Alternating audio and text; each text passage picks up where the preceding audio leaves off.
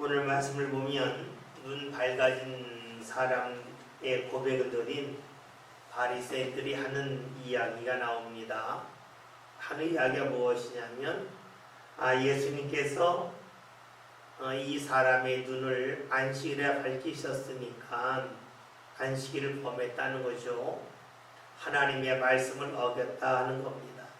그러니까 하나님께로부터 온 자가 아니라 라고 말하고 있습니다. 지금 이 사람들은 어디에 관심이 있냐면 안식일을 잘 지켰냐 지키지 아니했느냐에 있죠. 물론 이 눈 뜬 사람은 자신이 눈 떠진 것은 예수 때문에 철저하게 예수님에게 초점을 맞추었습니다.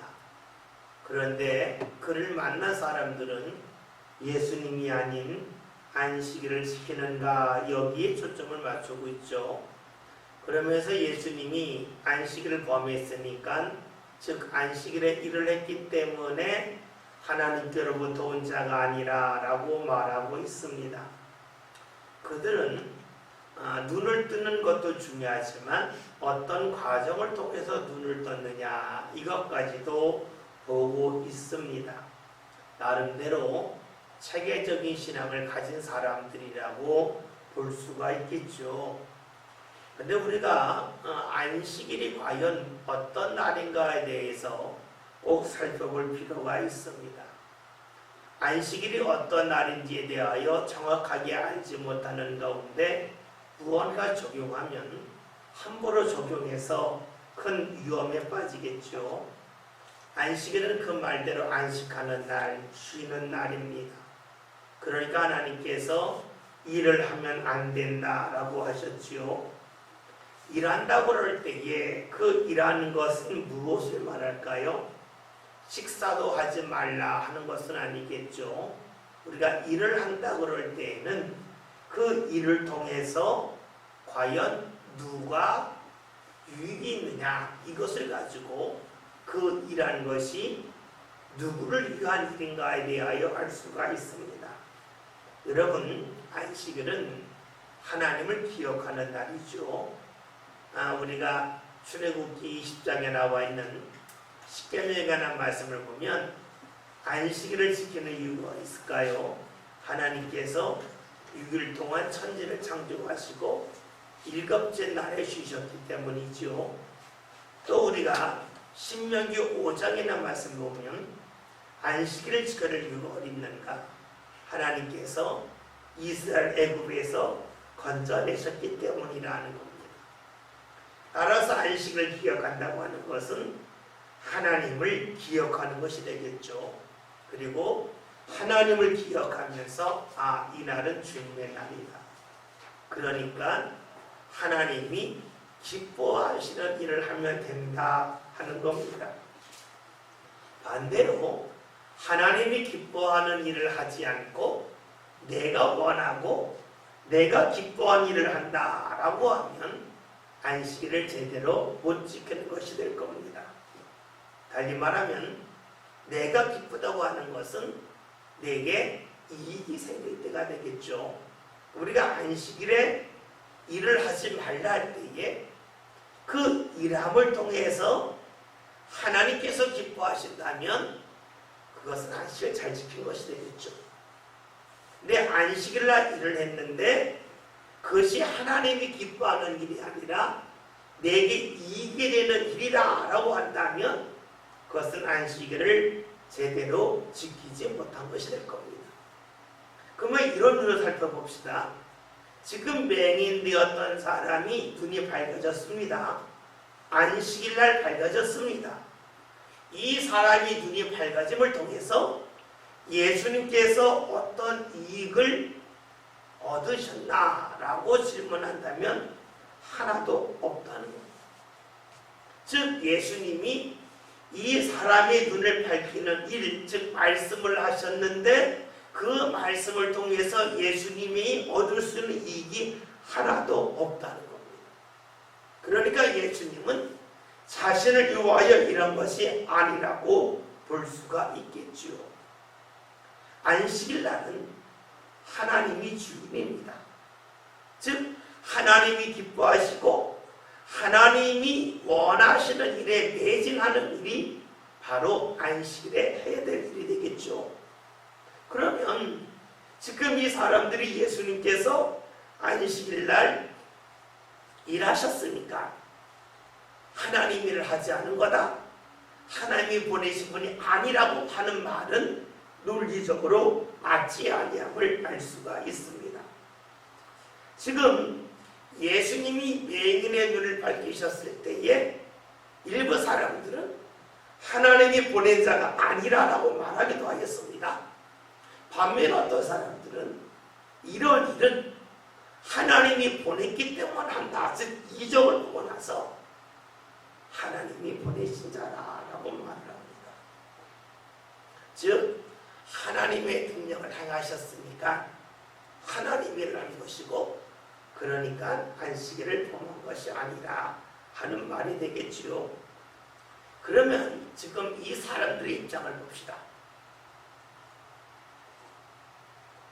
예수님께서 맹인의 눈을 밝히기 전에는 바리새인들 중에서 예수님을 향하여 하나님으로부터 왔다라고 말한 사람이 없었어요.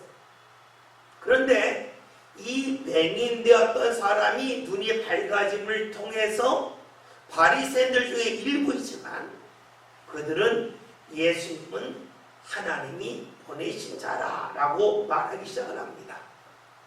다시 말하면 사람의 힘과 능력으로 할 수 없는 일을 예수님이 하셨을 때에 바리새인들 중에서 예수님을 인정하는 자들이 나타나기 시작했다는 겁니다.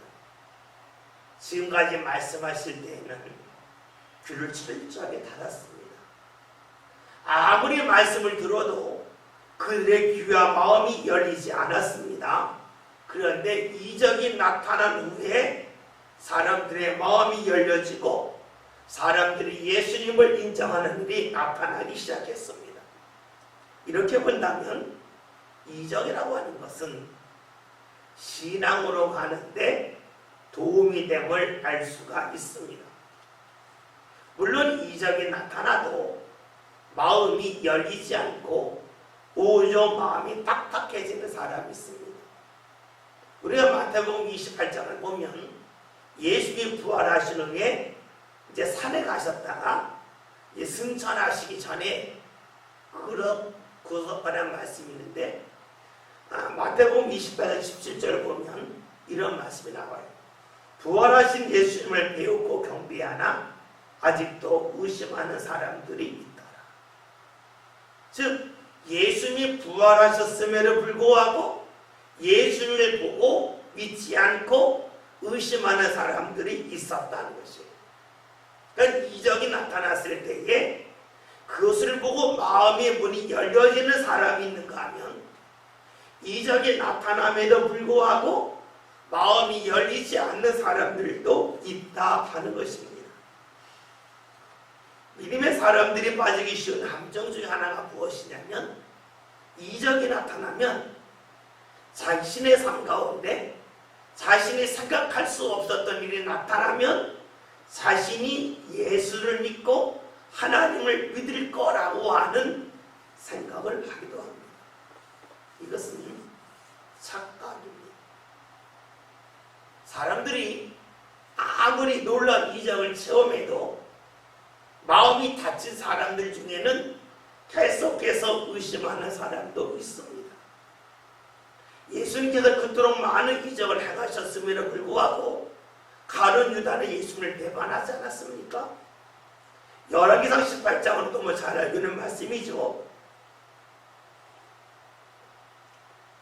엘리야가 갈멜산에 올라가서 하나님께 기도할 때 불이 내렸고, 또 그가 기도할 때에 3년 6개월 동안 비가 내리지 않았던 그 이스라엘 땅에 비가 내렸어요.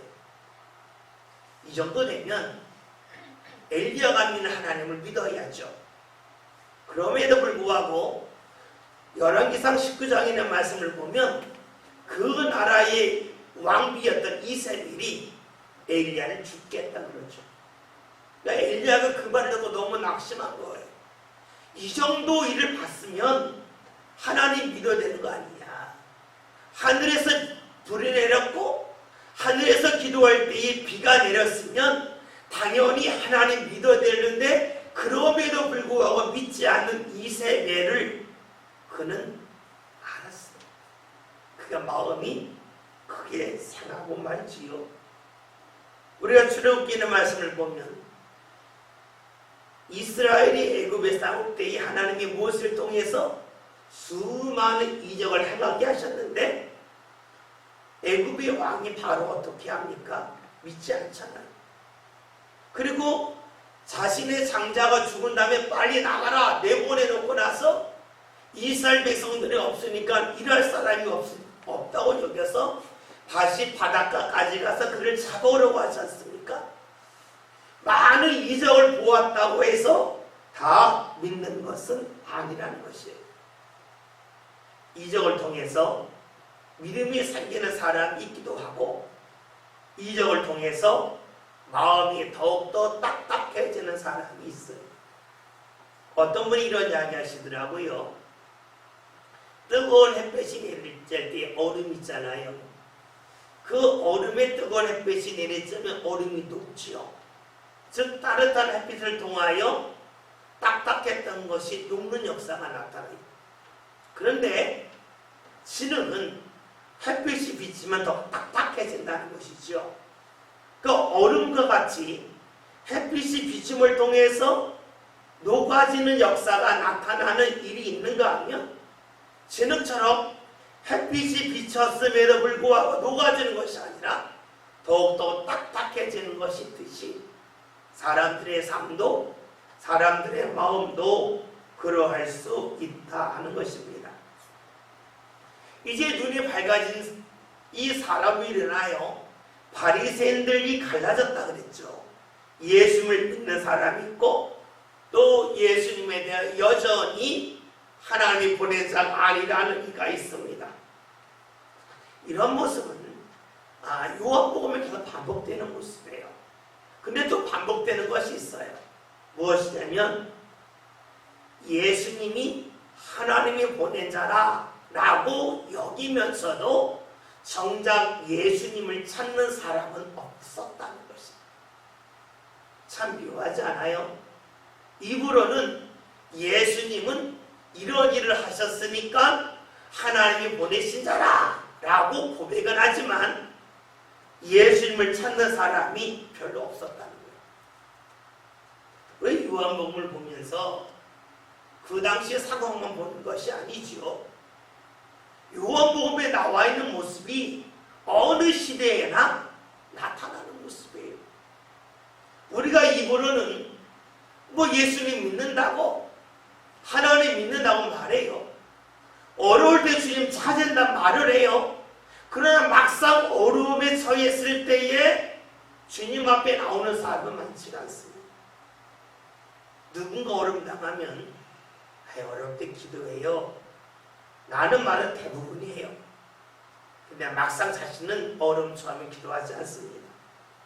맞죠? 지금 요한복음에 나와 있는 사람들 중에 바리새인들 일부는 예수님이 눈이 어두웠던 맹인이었던 사람의 눈을 밝히게 하셨을 때에 예수님을 인정하고 믿는다고 고백을 했지만 그 예수님 찾지 않았다는 것입니다. 중요한 것은 입술의 고백에서 멈추면 안 된다는 것입니다. 입술의 고백 후에 우리의 몸이 움직이는 것이 필요하다는 거예요. 믿음이 입술에 있는 게 아니에요. 입술에 있는 믿음이 삶으로 옮겨질 때에 그 입술의 고백이 진정한 고백으로 드러나게 되어져 있지요. 우리가 사람을 만날 때는 그래요. 내가 누군가에게 미안하다, 내가 누군가에게 고맙다 할 때 특징이 뭘까요? 그것은 입술이지 않아요. 그걸 기억함이 있는 거예요. 자녀들이 그러면서 부모님 저 고맙습니다 라고 말했죠. 고마운 줄 알면 어떻게 부모한테 안 하면 안 돼요. 마음이 안 들어도 어떻게 참고 견뎌야 돼요. 그런데 고맙다고 말을 했는데 못 참는다면 고마운 게 아니에요. 그건 입술에 있는 거예요. 진짜 있으면 그걸 기억을 하는 거예요. 우리가 누군가가 나와 관계가 평범하냐 좋지 않냐 좋으냐에 따라서 똑같은 어려움이 내 앞에 주어졌을 때에 그 앞에 사는 방향이 다른 거예요. 하나님 믿는 게 그렇잖아요. 내가 정말로 하나님을 믿으면 내 삶 가운데 어려움이 있어도 하나님을 원망하지 않아요. 평범하면 하나님에 대하여 싫은 소리가 나오고 하나님을 제대로 믿지 않으면 어려울 때 불평이 나와요. 내 하나님의 은혜를 내가 정말로 받았다? 정말로 감사하며 산다 할 때에는 어려움을 겪이는 거예요. 우리가 신앙이 입술에 있지 않다는 것입니다. 오늘 요한복음에 나와 있는 바리새인들의 특징이 무엇인가? 주로 입술에서 멈추는 데 있다는 것입니다. 17절에는 말씀이 다 같이 함께 읽겠습니다. 이에 맹인되었던 자에게 다시 묻되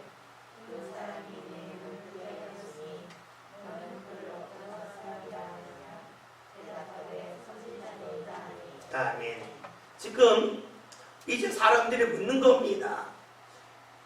네가 볼 때 그 사람이 어떤 사람, 네 눈을 뜨게 한 사람이 어떤 사람이냐라고 묻고 있습니다. 바리새인들의 논쟁이 멀린 거죠. 이 사람이 눈에 밝혀졌는데 안식일날 밝혀졌다. 그러니까 하나님이 보낸 자가 아니다. 또 어떤 측에서는 이 놀라운 일을 했으니 바로 하나님이 보낸 자 논쟁을 벌리다가 이제 눈이 밝아진 당사자에게 묻는 겁니다. 네가 볼 때 그 사람은 어떤 사람이냐라고 묻습니다. 우리는 이 말씀을 보면서 조금 실소가 나오죠. 헛웃음이 나온다는 것이. 왜냐하면 지금 예수님을 경험한 사람이 앞에 있어요. 그리고 바리새인들은 예수님을 경험하지 않았어요. 그러면 예수님을 누구한테 물어야 돼요? 예수님을 경험한 사람의 말을 들어야 되는데 예수님을 경험하지 않는 이들이 예수님에 대해 이야기하는 거예요. 다른 예를 들어볼까요? 누군가 새로 동네에 개업한 식당에 해서 음식을 먹었어요. 그럼 어떻게 돼요? 음식의 맛에 대해 궁금하면 그 사람한테 물어야지. 먹어본 사람한테 물어야지. 먹어보지도 않고 사진을 보고 나서 야, 이 집 음식 맛있어 맛없어 하면 웃기잖아. 어이가 없잖아. 예수님을 경험한 사람이 앞에 있는데 그 사람에게 예수님이 어떤 사람인지 먼저 들어보고 나서 자기들끼리 이야기하면 어느 정도 이해할 수가 있는데 예수님을 경험한 사람에게는 전혀 물어보지 않고 자신들끼리 이야기하다가 결론이 나지 않으니까 그 사람에게 묻고 있습니다. 왜 그랬을까요? 여러분, 이런 모습 나는 경험하지 못했는데 경험한 사람에게 묻지 않고 스스로 무언가 판단하고 무언가 결론을 내려가는 모습이 오늘 바리새인들의 모습이라고 말할 수가 있는데요. 그들은 결론을 내지 못해서 그 사람을 찾아간 건 아니었죠. 그 사람을 앞에 두고 분쟁하는 거예요. 그렇다면 만약에 자신들끼리 분쟁하지 않고 똑같은 하나의 결론에 이르렀다면 묻지도 않았겠지요. 여러분, 이런 바리새인들의 모습은 나름대로 우리는 객관적이라고 말할지 몰라요. 감정이 이끌리지 않고 냉철하다고 말할지 몰라요. 그런데요, 우리가 객관적이다, 밖에서 본다 하는 것은요, 안에 들어갔다 온 다음에 밖에서 봐야 맞지. 안에 들어가 보지 않고 밖에서만 말한다면 우스워져. 즉 주관적인 개인의 경험과 체험을 가지고 서로 이야기하면서 자신의 체험과 다른 사람의 체험을 다른 것을 맞춰나가면 괜찮아요. 체험하지 않고 이야기할 때는 무척이나 부정확한 결론에 이르게 됩니다. 이런 바리새인들의 모습은요, 오늘 현대인들의 모습과 비슷해요. 요즘에 기독교에 대한 비판이 많죠. 코로나 생기고 교회에서 예배하니까 뉴스에서 그래요. 아, 교회는 헌금으로 운영돼서 다른 거 수입이 없으니까 예배한다. 교회가 다른 수입이 있나요? 교회가 장사하는 데가 아닌데 당연히 교회 재정은 헌금 받고 운영되는데 헌금뿐이 수입이 없다면 그건 아주 당연한 이야기인데 마치 예배하는 것이 헌금을 거두기 위함이라고 비판해요. 어떤 사람일까요? 교회 다니는 사람일까요? 안 다니는 사람일까요?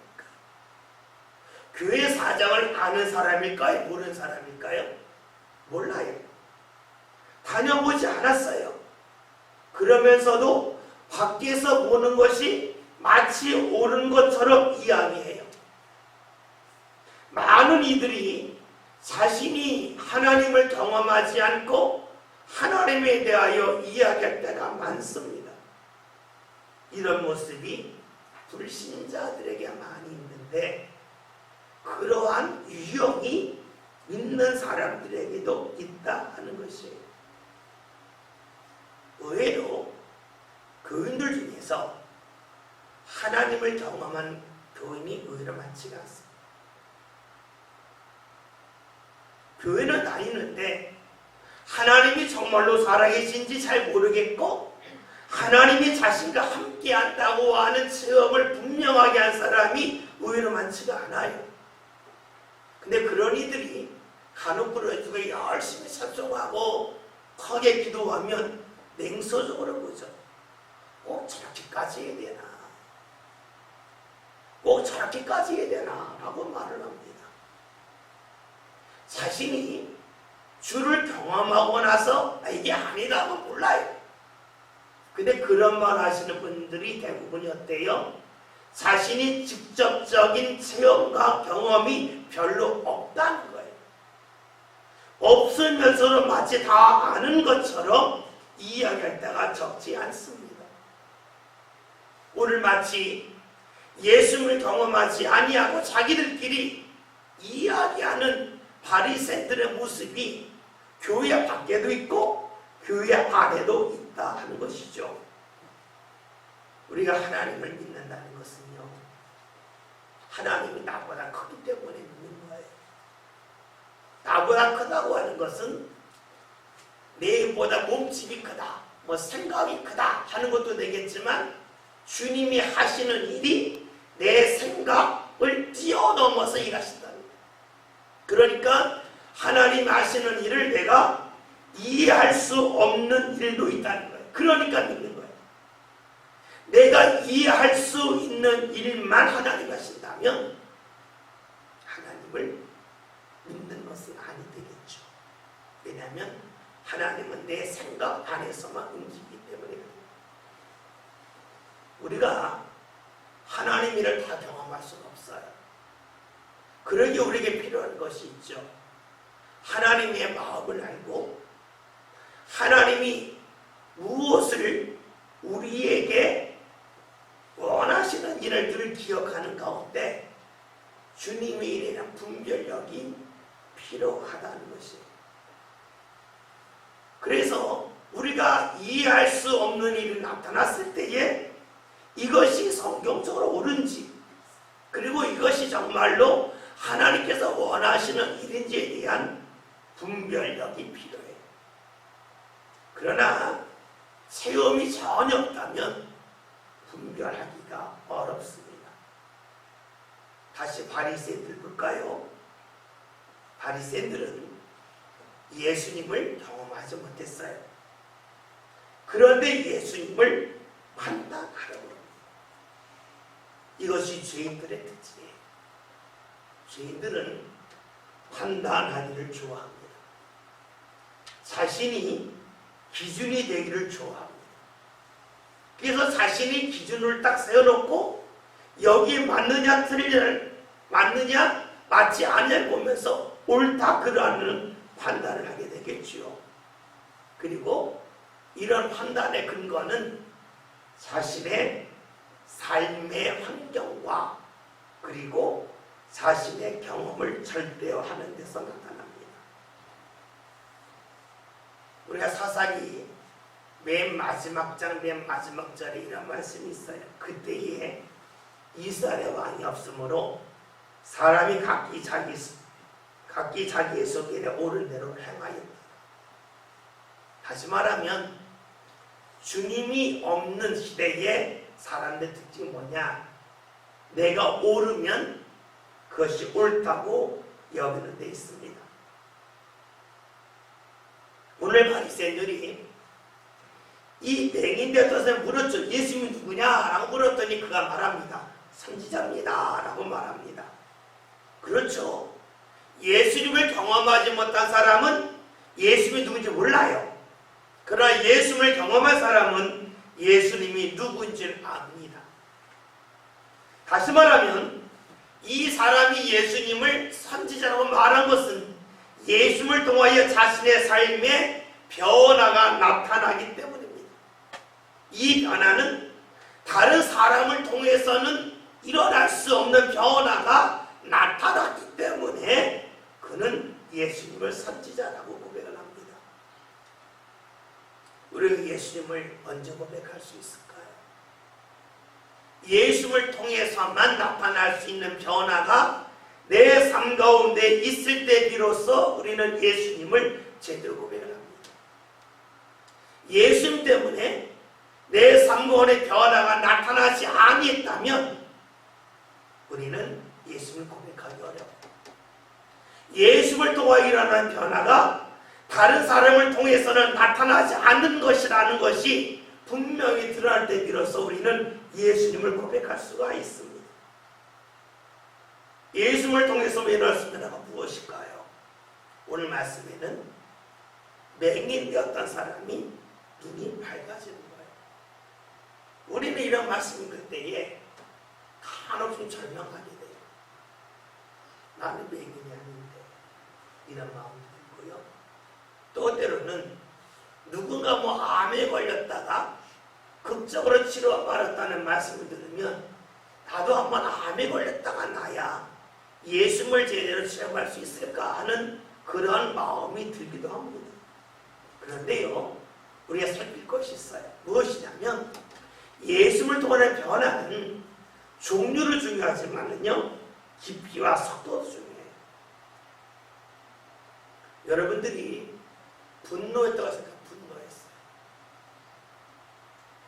이 분노가 3일, 4일 지나면 대부분 없어지죠. 그렇죠? 분노라고 하는 것이 시간이 지나면 지날수록 사라지게 되어져 있어요. 근데 보통 때 내가 분노했는데 3, 4일이 갔어요. 근데 주님 앞에 나와 찬송과 기도하는 가운데 3, 4일이 아니라 하루 만에 끝났다. 텔레비전을 봐도 안 됐고 사람을 만나도 안 됐는데 주님을 만났더니 됐다 할 때에 우리는 무엇을 느껴요? 종류가 아닌 속도를 느껴요. 주님을 통해서 내 삶이 빨리 안정되는구나. 주님을 통해 내 삶 가운데 떨칠 것을 쉽게 떨쳐버릴 수 있구나 하는 것을 우리가 알 수 있어요. 또 이런 것이 있죠. 마음이 불편할 때에 좋은 것 보고 이렇게 우리가 관광을 가면 마음이 잠시 편안해질 수 있어요. 그런데 반대로 찬송을 부르다가 내 마음속에 편안이 찾아올 때도 있어요. 또 무언가 두려움이 있는데 그 두려움이 사라지지 않아요. 근데 기도하고 내가 찬송하는 가운데 두려움이 떠날 때가 있어요. 그럴 경우에 무엇을 합니까? 이것은 내가 할 수 없는 건데, 내가 옮길 수 없는 건데, 옆 사람이 떨칠 수 없는 건데, 주님이 함께하니까 되는구나. 속도가 굉장히 빠르구나 하는 것을 통해서도 우리는 주님을 경험할 수가 있습니다. 우리가 건강한 사람과 건강하지 않은 사람은 회복의 속도가 다르지요. 건강한 사람은 힘든 일을 해도 하룻밤 자고 나면 피로가 풀린다 그러고 어떤 사람은 3, 4일 길기도 하지요. 그러면 믿음은 어떨까요? 주님이 우리와 함께하는 그 믿음의 자리가 내 삶 가운데 넓으면 넓을수록 삶의 피곤함도 정신적인, 영적인 피곤함도 빨리 가시지 않겠습니까? 우리가 예수를 통해서만 얻을 수 있는 수많은 일들이 있어요. 그걸 자꾸 육체적인 일에서 찾으려고 하면 우리의 신앙은 무기력에 빠집니다. 그러나 삶을 자세히 살펴보면 내가 예배함을 통하여, 내가 기도함을 통하여, 내가 주님 앞에 찬송함을 통하여 주님께서 내 삶 가운데 떨칠 것을 떨치게 하시는 그 은혜를 경험하게 될 거예요. 이런 일이 나타날 때에 우리 삶 가운데는 주님이 이렇게 역사하시는구나 하는 것을 알게 되고, 그것이 반복되어지면 그것이 예민함으로 나타납니다. 처음부터 예민한 거 아니죠. 반복을 통해서 우리는 예민해져요. 이런 거 있잖아요. 음식 하시는 분이 무 쓸 때에 눈 감고를 쓰시죠. 잘 못 쓰는 사람 보고 쓰는데 잘 써서 눈 감고를 쓰라. 어떻게 해요? 자기 그 손에 칼이 움직이는 감각을 아는 거예요. 그러니까 어떻게 안 보고도 안단 말이에요. 근데 이 안 보고도 아는 것은 처음부터 되는 게 아니잖아요. 수많은 반복을 통해서 예민해지는 거예요. 마찬가지예요. 신앙의 예민함도 갑자기 찾아오는 게 아니에요. 자꾸만 우리가 왜 기도하고 왜 찬송하는 일을 할까요? 그 일을 통해서 나도 모르게 신앙의 예민함이 생기게 되고, 그 예민함을 통해서 내 삶 가운데 주님을 만날 수 있는 부분이 많아진다는 것입니다. 주님을 경험하는 부분이 많아져요. 그래서 나도 모르게 감사 일도 많아져요. 나도 모르게 찬송할 일도 많아져요. 그러는 가운데 나도 모르게 주님이 보게 하시는, 그렇잖아요. 주님에 대한 예민함이 감사와 찬송으로만 나올 뿐만이 아니라 지혜로 나타나는 것이고 마음의 열려짐으로 나타나겠지요. 우리는 주님에게 예민하지 아니하면서 주의 인도하심이 나타나길 원해요. 그것은요, 어리석은 거예요. 예민함 속에서 주의 인도하심을 제대로 바를 수 있기 때문입니다. 오늘 신앙의 사람들이 예수님이 당신과 함께 하십니까? 라고 하는 질문에 답을 잘 못할 때가 많아요. 그 질문을 하면 자꾸만 얼버무리려고 해요. 왜 그럴까요? 예민함이 없어서 그렇죠. 왜 예민함이 없을까요? 주님을 찾는 일에 반복적으로 나타나지 않기 때문에 그래요. 우리가 맹인이 눈이 밝아지는 것과 같은 아주 극적인 체험도 있지만 그런 체험한 사람은 별로 없고, 실제로는 우리 삶을 자세히 살피면 분노가 떠나는 일, 두려움이 사라지는 일, 또 때로는 마음의 평화가 빨리 찾아오는 일, 이런 일을 통해서 이건 주님이 하시는구나. 그리고 그런 일이 언제 빨리 나타날까? 언제 내 믿음이 강건해서 그런 일을 더 빨리 나타날까? 이것을 추론해보면 주님을 찾는 반복적인 신앙에 따라서 그런 일이 나타남을 볼 수가 있어요. 그리고 그런 예민함 때문에 우리가 무엇을 발견합니까? 헌신의 기쁨을 발견합니다. 헌신의 기쁨을 발견합니다. 우리가 주님에 대해 예민해지면 우리가 11조를 하라 하지 말라 할 필요가 없어요. 자연스럽게 해요. 감사하는 일 자연스러워져요. 그리고 주님 앞에 헌신하는 그 자리를 내가 찾아가고 거기서 헌신하는 원망이 안 나타나요. 왜냐? 예민해져 있어요. 반복이 되지 아니하고 뜬구름 잡는 신앙이 되면 그것에 대해 우리는 거부감이 생기겠죠. 18절에 있는 말씀은 다 같이 읽겠습니다. 말씀드립니다.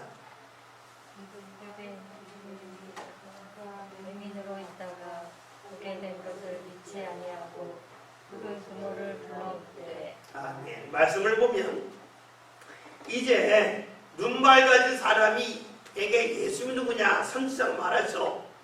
유대들이 안 믿는 거예요. 그러니까 어떡하냐면 다른 사람을 통하여 확인하는 겁니다. 그런데 확인하려고 하면 그 주위에 있는 사람한테 물으면 되잖아요. 굳이 자신들 옆에 있지 않은 맹인의 부모까지 불러올 이유가 없습니다. 그런데 그렇게 하고 있어요. 우리 여기서 살펴볼 것이 있어요. 먼저 지금 이 유대인들 바리새인들은 이 맹인이었던 사람이 눈이 밝아졌지만 이 사람을 그 전에 몰랐다는 거예요. 그 전부터 알았으면 이 사람이 맹인이었는데 눈 밝아지기 전에 알아볼 텐데 그 전부터 몰랐다는 거예요. 왜 몰랐을까요? 그냐는 말로 노는 물에 다른 거예요.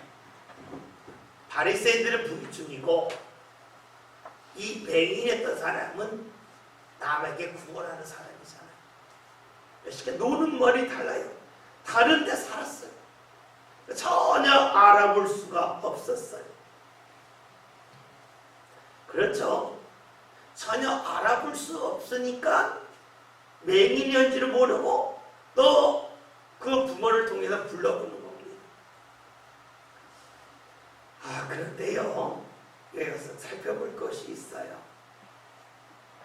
만약에 맹인의 말을 믿지 않았다, 맹인이었던 사람의 말을 믿지 않았다면 맹인이었던 사람의 부모의 말을 믿을 수 있을까 하는 것이, 당사자의 말을 믿을 수 없는데 그 부모의 말을 믿는다? 지금 이상하잖아요.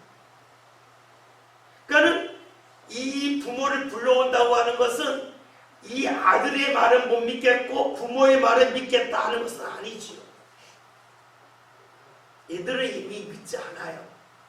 다 정해놓은 거예요.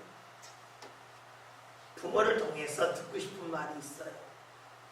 이 아들이 맹인이 아니었다 이런 말을 듣고 싶은 거예요. 그리고 자신들이 사회적인 지위가 있으니까 힘들게 사는 이 맹인된 사람의 부모를 불러다 놓고 사회적인 그 지위를 가지고 막 누르고 싶은 거죠. 말하면 들을 거다 하는 그 마음이 있어요. 자신의 힘을 가지고 거짓된 고백이라도 듣고 싶은 마음이 있습니다. 자신들이 옳다고 하는 그런 교만함에 사로잡혀져 있습니다. 우리가 생각할 것이 있어요. 그리고 교만한 사람은요, 마음이 불안합니다. 왜 불안할까요? 교만한 사람은 자기가 높은 자리에 있다고 하는 것을 다른 사람이 인정해줘야 편해요. 교만한 사람에게 너 잘나지 않았어? 이 소리가 싫어요. 교만한 사람은 자신이 잘났다고 생각할 뿐만이 아니라 다른 사람들도 자신을 잘났다고 해야 돼요. 그러니까 그 속에 무엇이 있어요? 내 스스로 내가 잘났다는 것은 쉬운데 다른 사람이 나보고 잘났다는 것은 내 마음대로 되지 않잖아요. 다른 사람이 나보고 잘났다 라는 말을 해야 돼요. 그 말이 들리지 않으면 어떻게 돼요? 불안하죠. 교만한 사람은요, 다른 사람을 통해서 자신의 자리를 확인하는 거예요. 다른 사람을 통해서 내가 이만큼 뛰어나다 하는 그 인정받기를 원해요. 이것이 교만한 사람의 특징이에요. 그러니까 누가 날 인정해 주자는 화가 나고 누가 날 인정해 주자는 불안한 거예요. 그 속에 평화가 있을 수 없죠. 교만한 사람은 내면이 불안한 사람이고 안정감이 없는 사람이에요. 반면에 겸손한 사람은 사람들에게 인정받고 안 받고 중요하지 않아요. 그러니까 누굴 만나도 당당할 수 있어요. 꼭 인정받으겠다는 마음이 없잖아요. 그러니까 그 사람에게는 평화로움이 있습니다. 겸손한 사람이 그렇게 할 수 있는 이유가 있을까요? 하나님께 자신이 사랑받고 있음을 항상 기억하기 때문에 그래요. 사랑할 때 특징이 있죠. 포기하지 않는 거죠. 여러분 자녀 키우다 보면 그럴 때 있잖아요. 아, 자녀가 어디 학원 보내달라고 그러는데 알아요. 가봤자 실망인 거 알아요. 근데 막 우기면 어떡해요? 보내주죠. 보내주는 거예요. 그 뭐예요? 알면서도 포기하는 거예요. 내 돈을 포기하는 거예요. 져주는 거예요. 마찬가지예요. 사랑하면 어떻게 해요? 져준단 말이에요. 그리고 어떻게 사랑하면 관심을 가져요. 내가 겸손하다고 하는 것은 하나님이 나를 사랑한다, 나를 인정하신다 하는 것이 느껴질 때예요. 우리가 기도함을 통해서 또 때로는 여러 가지 신앙의 체험을 통해서 하나님이 나와 함께 하심을 느끼는 그 사람은 겸손할 수 있어요. 근데 그것이 없는 사람은 겸손을 한 척 할 수는 있어도 겸손할 수는 없어요. 사람이 어디서 인정받는다, 사랑받는다는 것만큼 사람을 담대하게 하는 건 없거든요. 근데 하나님의 사랑을 제대로 받지 못했다면 자신의 인내심이 안기고 오죠. 그러니까 겸손하기 어려워요. 지금 유대인들은 자신들이 듣기 원하는 그런 말을 듣기를 원해요. 그런 사람이 우리 주위에도 적지 않습니다. 우리 주위에도 자꾸만 사람들에게 자신이 인정받고자 하는 욕구에 사로잡히는 사람이 있습니다. 왜 그럴까요? 그는 간단해요. 하나님을 경험하지 못한 증거예요. 우리가 교만하다 할 때의 특징은 하나님께 충분히 사랑받지 못했다는 거예요. 그렇잖아요. 우리가 배부르면 아무리 좋은 음식도 먹고 싶지 않잖아요. 배가 고프면 불량식품이라도 먹고 싶은 거예요. 하나님의 사랑이 삶 가운데 느껴지지 아니할 때에 우리는 자꾸만 다른 것을 찾게 되고 다른 것을 소유하고 싶은 마음이 들게 되어져 있지요. 하나님이 날 인정해 주신다 하는 것 기반이 약할수록 우리는 나도 모르게 교만해지게 되고 사람에게 인정받으려고 합니다. 그래서 우리가 주님이 나와 함께 하신다. 그리고 주님께서 내 삶 가운데 나를 붙잡고 계시다 하는 것을 내가 느끼면서 하는 것이 그 무엇보다 중요해요. 이것을 예수님이 하신 말씀대로 하면 너희 눈은 봄으로 너희 귀는 들음으로 복이 있거든. 무엇을 봐요? 하나님의 함께 하심을 보는 거예요. 무엇을 듣는 거예요? 주님이 나한테 내가 너와 함께 한다고 하는 그 음성이 뭐 귀로 들릴 수도 있겠지만 느껴지는 거예요. 그것이 귀로 듣는다는 표현이 되겠죠. 듣고 싶은 것이 아니에요. 주님께서 듣게 하시는 것을 듣는 사람이 복이 있어요. 보고 싶은 게 아니에요. 주님이 보게 하시는 것을 보는 사람이 복이 있습니다. 지금 유대인들은 눈이 밝아진 맹인의 말을 믿지 못했어요. 그리고 그의 부모를 부릅니다. 주위 사람을 통하여 확인할 수가 있지만 그렇게 하지 않았어요. 자신이 사회 지도층이니까 자신의 힘을 가지고 그 사람들을 끌고 자신들이 원하는 대로 가려고 합니다. 유대인들이 이런 마음을 가지고 부르지요. 한자 사자성어 중에 지록유마라는 말이 있어요. 그 무엇을 말하냐면 사슴을 가리키면서 말이다 말하는 거. 그랬더니 옆 사람들이 사슴인지 알면서도 예 말입니다 라고 답했다고 하는 그 내용의 고사성어지요. 자신이 틀린 것을 주장하면서도 다른 사람이 따라오기를 원하는 그 마음이 있다면 철저하게 힘으로 무언가 누르겠다고 하는 그런 마음일 겁니다. 하나님을 믿는다고 하지만 신앙이 병든 사람들은 하나님의 말씀이 아닌 자신이 원하는 것을 들으려 합니다. 오늘 우리들 삶 가운데 주의 말씀이 들리지 않는 이유도 어쩌면 내가 듣고 싶은 것이 너무 많아서 그럴런지도 모르겠죠. 내가 죄인이라고 하는 사실을 늘 기억한다면 우리는 내가 듣고 싶은 것을 듣는 것이 아니라 내게 주께서 주시는 말씀을 들어야지 하는 마음을 가질 수가 있겠지요. 19절 말씀 마지막 함께 했습니다. 다 같이 있습니다.